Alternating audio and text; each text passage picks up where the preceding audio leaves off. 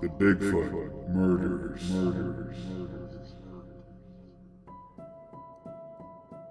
The next day, the Misfits and Big Bill stood in front of Sheriff Morehouse. He was sitting at his desk, staring down at the fake Sasquatch footprint.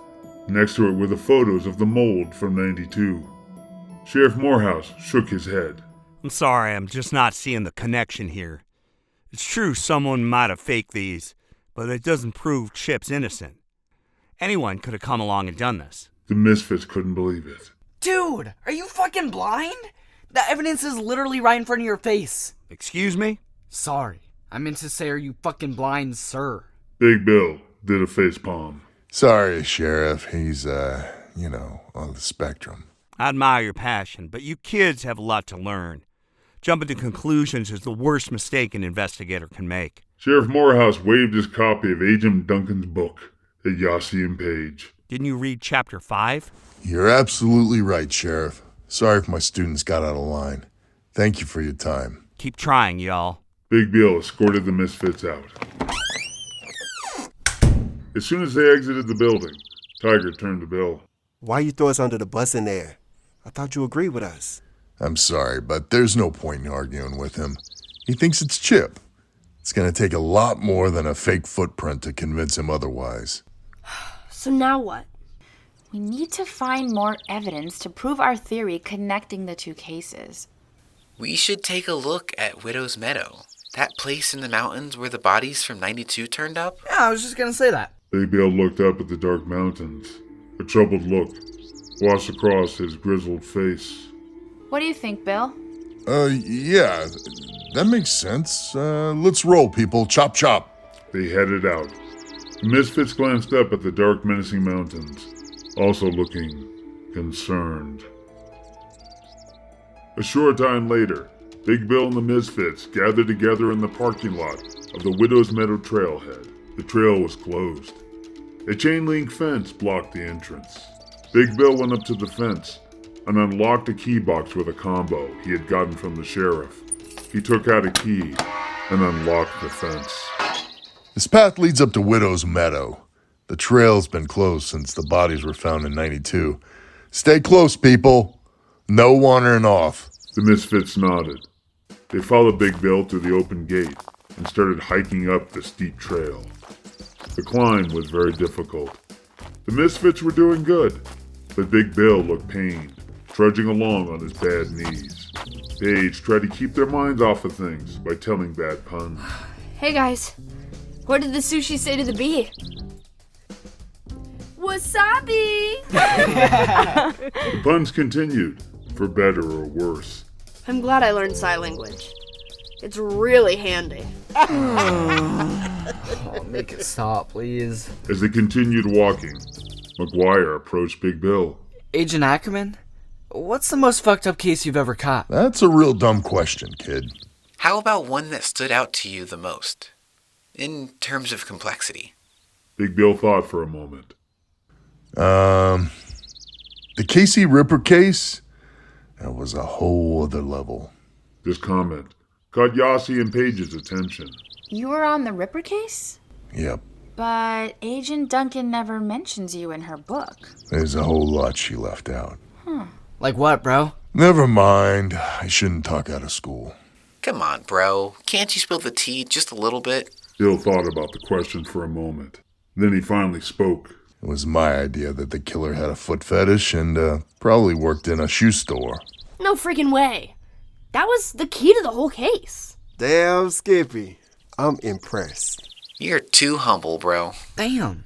Duncan screwed you over, bro. She should have given you at least a shout out. Bill shrugged. It is what it is. It doesn't matter. I didn't get into this gig to sell books. Just then, Bill noticed a small sign overgrown with brush on the side of the trail. It read, Widow's Meadow. Looks like we're here. Bill pulled back a tree branch to reveal a large, overgrown glade. Widow's Meadow. Not sure what we'll find here after so many years, but you never know. We might get lucky. Where were the victims found? Bill gestured around the meadow. One was over there, by those big trees. We found the girl's remains by the rock. The last one was over there on the far side. Let's divide up and check out each location. Jassy, want to be with me? Sounds good. The girls headed off. Big Bill followed them. Danny, you're my wingman. But Danny was already heading off with Tiger. McGuire made a face. So it's like that, huh? Fine. I don't need any of you fools watching my back. I love being out here in the wilderness by myself. McGuire versus Wild. Oh, this is fucking creepy. Across the meadow, Jossie noticed that pretty purple wildflowers were growing everywhere. What pretty flowers. Yossi and Paige bent down and smelled the flowers. They smell so lovely. Come on, ladies. We didn't come here to pick daisies. Stay focused. They continued walking. So, Jassy, have you started working up a profile yet? Yes, but it's pretty shaky. If you want to be an agent, Jassy, you have to learn to trust your instincts. All right. I think our suspect is probably a man, over 50. Why a man? He'd have to be strong enough to overpower his male victims. The attention to detail suggests he's highly intelligent. What about all the Bigfoot stuff? Why go to all the trouble? To cover his tracks, obviously. Is there more to it? Think, Jassy. Yossi thought, but she wasn't sure. Paige chimed in. Maybe it's because the killer gets his rocks off deceiving people. Bill nodded. He probably delights in the subterfuge because it makes him feel superior, powerful. Perhaps he enjoys it as much as the killing. It's a game to him. Of course. That's why playing dress-up as Bigfoot appeals to him. He likes to wear masks. This man is a sadistic psychopath, but I bet he's a type that has the most normal public persona. That's his mask. Very good, ladies. There might be hope for you yet. Paige patted Yossi on the back. Bill suddenly stopped and pointed to an area nearby. This is it. The girl's body was right over there. The grass on the spot Bill pointed to was shorter. It looked almost kept, like it was being tended to. Huh. That's funny. The grass is shorter there. Like it's been trimmed. And look at the wildflowers, how they're all neatly laid out in patterns. Across the meadow, Danny and Tiger examined their site. It also looked like somebody had been attending to it. Someone's maintaining a garden. This is Aki trippy too. Tiger pointed to a nearby tree. Moss only grows on the north side of trees, but someone's cleaned it off and placed it on the south side of all these conifers. Danny got an idea. Let's get a view from up top. Danny took off his backpack, unzipped it, and took out a homemade drone. You made that yourself? Danny nodded. Awesome. Nearby, McGuire stood at the spot where the third victim was found. Like the other areas, it was trimmed, and wildflowers grew in patterns all around it. McGuire stared down at the site, looking a little spooked. Suddenly he grimaced and grabbed his crotch. Shit. Gotta go. McGuire strolled over to a nearby tree. He unzipped his fly and started taking a long pee. But suddenly, he sensed something. He looked down at his penis and pleaded with it. Come on. Hurry up. Just then, McGuire heard a twig snap. His eyes went wide. He peered into the dark woods, but he saw nothing. Across the meadow, Yossi, Paige, and Bill continued to examine their area. Oreo was laying on the ground next to them. Suddenly, Oreo pricked up his ears. He got up to his feet and looked off into the woods. He began growling and pawing at the ground. Something's up with Oreo. He probably just sees a squirrel. Big Bill gazed into the dark woods. A look of fear and concern flashed across his grizzled face. Nearby, Danny was piloting his drone, hovering it over the meadow. Tiger watched a video feed on a small monitor. From the drone's vantage point, they could see the entire meadow. Are you seeing this? On the video feed, Tiger could see that large boulders had been moved around. Wildflowers looked like they'd been planted to create swirling designs around the rocks. That's crazy. There's no way that's a natural formation. Take a peek. Across the field, McGuire finally zipped up his pants, but he continued to stare into the woods. He was about to leave, but just then, he heard a scraping sound on the other side of a fallen log. Who's there? Suddenly, something leaped out of the bush and landed on the fallen log. McGuire jumped. It was a squirrel. You little shithead. You scared the bejesus out of me. But right at that moment, suddenly, a large rock hit the trunk of a tree just above Danny and Tiger's head. What the fuck?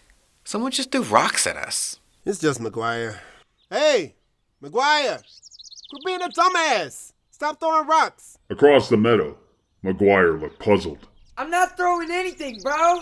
Tiger and Danny looked at each other. Just then, another rock flew out of the woods and hit the drone, knocking it out of the air. What the fuck? Across the meadow, Paige tried to comfort Oreo, but he was shaking and trembling. I think we should go. This place is starting to creep me out. Big time. Relax, ladies, it's nothing. Across the meadow, McGuire suddenly heard a loud growl in the bushes behind the squirrel. McGuire let out a shriek. He spun around and took off running. He ran right past Danny and Tiger. It's freaking Bigfoot! Run! Just then, Danny and Tiger heard a growl coming out of the woods too. Oh shit! They grabbed their backpacks and started running too. Suddenly, rocks started flying out of the forest, landing all around Paige, Jossie, and Big Bill. What's happening? I don't know, but I'm out of here. Jossie, Paige, and Oreo took off, sprinting for the trail.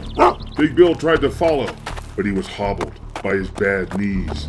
Wait, slow down, my knees, damn it. They sprinted down the trail as rocks continued to rain down on them. McGuire looked back and saw something crashing through the trees. McGuire tried to run faster, but in his panic, he ran into Paige, who tumbled into Jossie, and fell into Tiger and Danny. They knocked each other off the trail and fell tumbling down the steep slope. They slid all the way down to the bottom before finally landing in a patch of thick bushes. McGuire groaned. I think somebody's thumb went up my ass. Oh shit, wait, it's mine. Big Bill came stumbling down the hill. He put his finger to his lips. Quiet, something's coming. They heard a thumping sound coming down the nearby trail. Quick, grab something. Hide.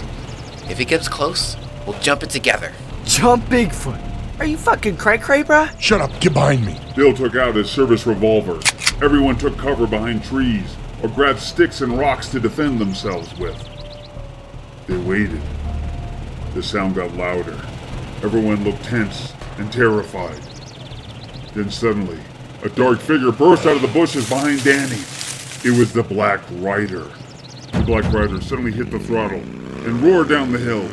The rider bore down on Paige, but swerved at the last moment to avoid Oreo. They hit a rock and lost control of their dirt bike. They skidded out and crashed into a tree. They laid on the ground, staggered. Holy crap, that's not Sasquatch. The Black Rider got up quickly and tried to scramble back onto their dirt bike. They're getting away, stop them! McGuire grabbed the Black Rider, but they spun around and kneed him in the crotch. McGuire went down, grabbing his nutsack. Oh, my balls! The Black Rider turned to run again, but they found themselves staring into the barrel of Big Bill's gun. That's enough. Put your hands up slowly. The Black Rider froze. From inside the black helmet, a voice responded. All right. Don't shoot me, mister. You got me. Take your helmet off. The Misfits stared in surprise as the Black Rider removed their helmet to reveal a young girl, about 22 years old, with long red hair. She looked at them with angry, defiant eyes. Shit, it's a chick. And she's kinda hot. Who are you? Jenny Lee Dean. Dean? Wait, Chip's your brother? Jenny Lee nodded. Everyone looked at each other, stunned.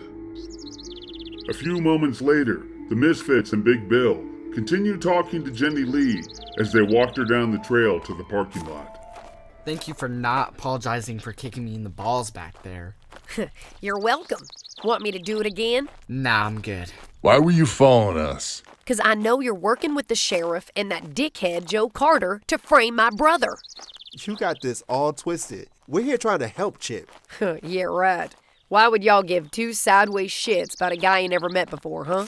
Because none of us want to see an innocent person go to jail. Back in high school, I almost got screwed by the system just like your bro. I can't just stand by and watch it happen to someone else. Jenny Lee looked at them.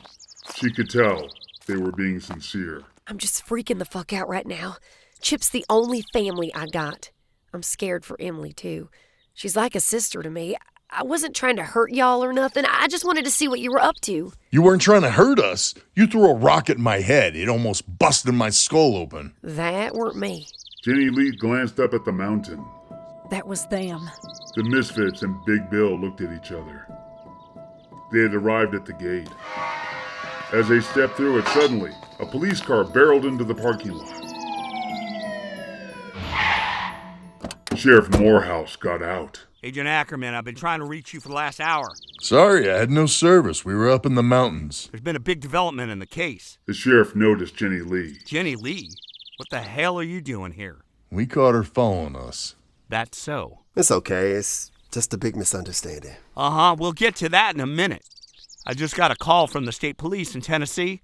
Emily's wallet has been found. What? Where? Some campers found it on a popular hiking trail 30 miles north of here, just over the state line. If Emily was taken to another state, that makes this a federal crime. Exactly. This is a huge break. Emily has to be in the area where they found her ID. We need to coordinate with the FBI to do an organized search. Sheriff Morehouse turned to Jenny Lee.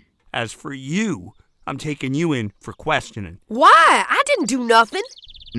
Tell that to my nutsack. If Chip's behind this, he must have had an accomplice. Turn around. Sheriff Morehouse took hold of Jenny Lee and started putting handcuffs on her. This is bullshit. Hey, stop that! Tiger started to step forward to intervene, but Big Bill stopped him. Stay out of it. Big Bill turned to the others. Go back to the motel. I'll meet you there later. Go! The Misfits reluctantly turned away as Sheriff Morehouse escorted Jenny Lee to his patrol car. A short time later, the Misfits drove back to the motel. Everyone looked overwhelmed by what just happened. Look, I'm not saying what happened up there wasn't unsettling, but anyone could have thrown rocks at us. There's still no proof it was a verifiable Sasquatch attack. I saw the mofo staring back at me through the bushes, alright? I ain't making this shit up. Why would it attack us? I think that was just a threat display to drive us off. Danny showed everyone a photo he had saved on his phone from the drone. He pointed to the beautiful patterns of flowers and stones arranged across the meadow. Look at how they're arranged. I feel like we're intruding on a place that's very special to them. Like it's a memorial to the victims. Get the fuck out.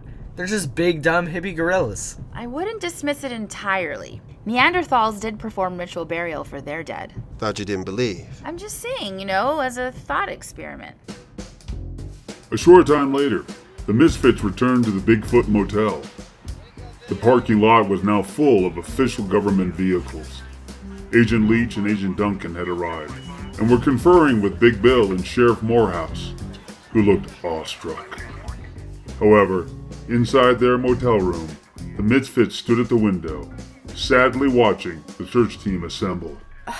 This sucks. I can't believe they're shutting us out. Such bullshit. This is our freaking case. It's like we're being banished to the kids' table at Thanksgiving and we cooked the damn turkey. Danny eyed the agents loading up a truck with all types of cool tech gear. Dang, look at all that sick hardware. Heat sensors, infrared cams. Oreo, I think I need a hug, bro. Oreo came over to Danny and licked his face. McGuire kicked a waste paper basket across the room. Son of a bitch!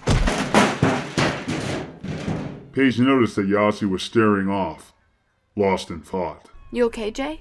No.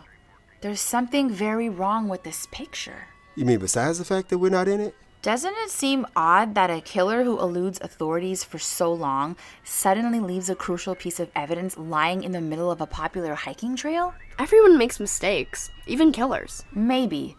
But I'm starting to wonder, what if it's all just part of his game? And he's playing everybody. Because what could be more satisfying to a megalomaniac psychopath? Then to make fools out of the greatest agents in the Bureau. Yossi gestured out the window at Agent Duncan. Everyone looked at each other, realizing.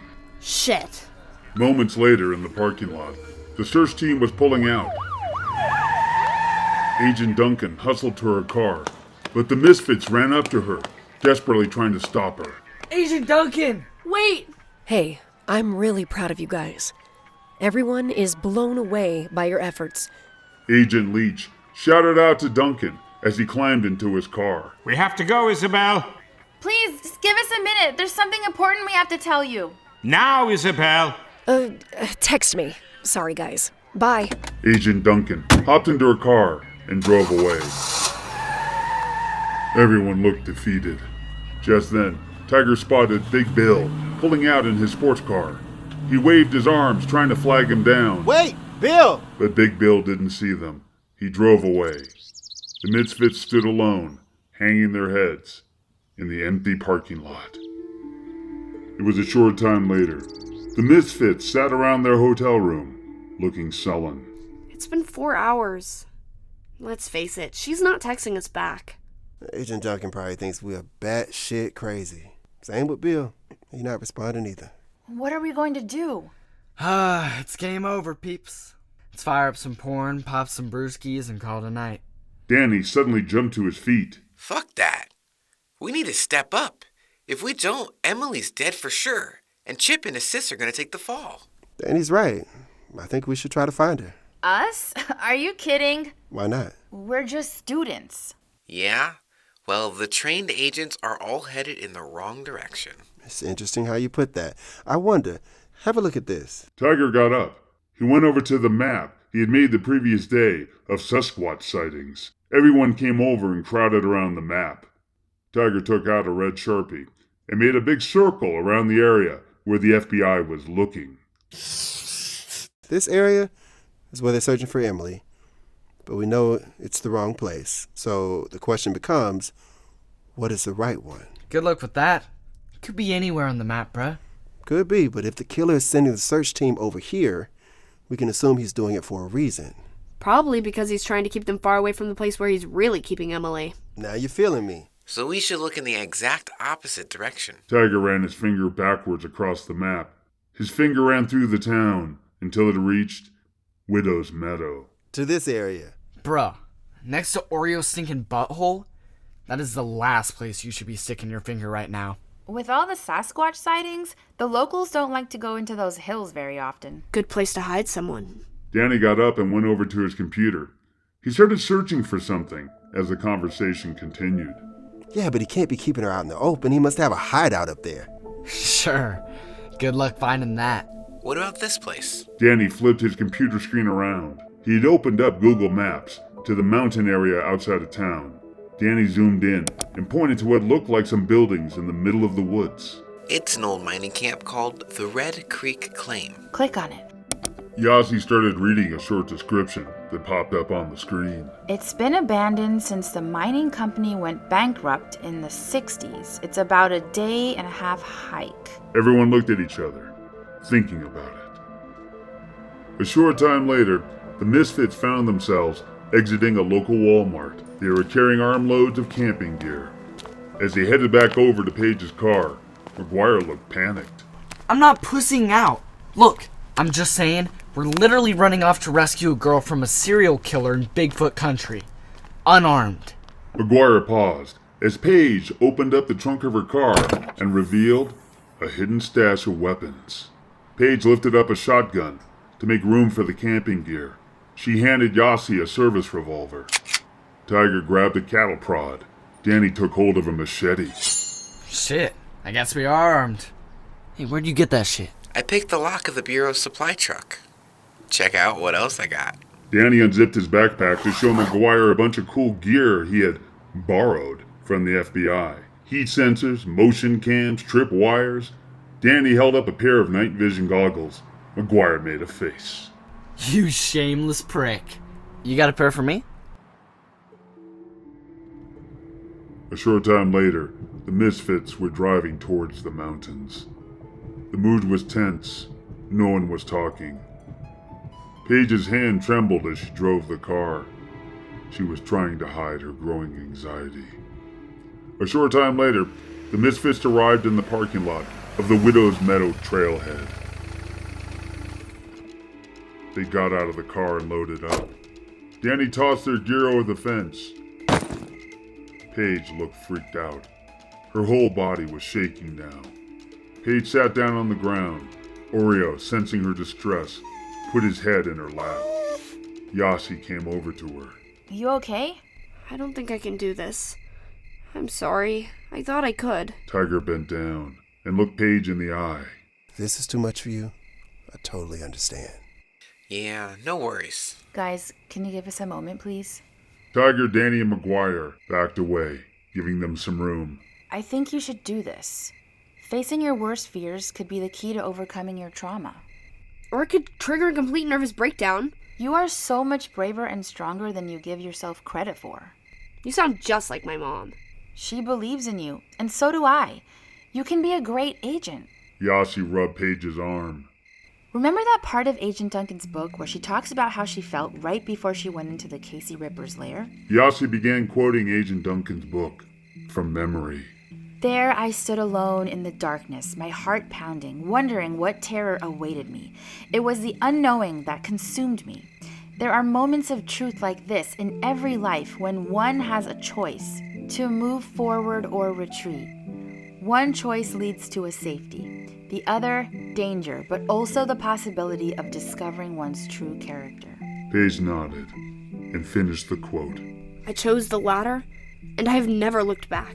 Yossi and Paige looked at each other, sharing a moment. Paige rubbed Oreo's head. He licked her face. She let out a little laugh. Your hand stopped trembling. Paige looked down and saw that her hand was steady now.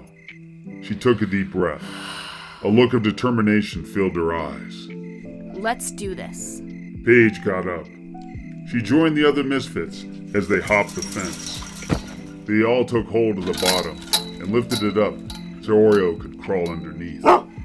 They started walking up the dark mountain trail. After a long hike up the trail, the Misfits arrived back at Widow's Meadow. It looked quiet and peaceful now, almost serene in the moonlight. McGuire still looked spooked, though. Suddenly, they heard a rustling in the bushes. Oreo growled. They raised their weapons. A deer wandered out of the woods and scampered off. Tiger picked up a rock and threw it at the departing deer. Fuck you, baby. I hope a wolf eats your skinny ass. Just then, McGuire suddenly bent over and threw up. Dude, are you okay? Guys, I have a confession. I took a bunch of shrooms earlier and I can't handle this shit right now. McGuire. Just hear me out. It would be stupid if we all go. If things get twisted, we need someone to be manning base camp. I'll wait back at the hotel, and if I don't hear from you, I'll call in the cavalry. Everyone looked at each other. McGuire did look pretty shaky. That does kind of make sense. Right? Tiger finally nodded. If you don't hear from us in 2 days, send the feds to come looking for our asses. McGuire smirked and hugged him. I won't let you down, dog. Danny gave him a hug too.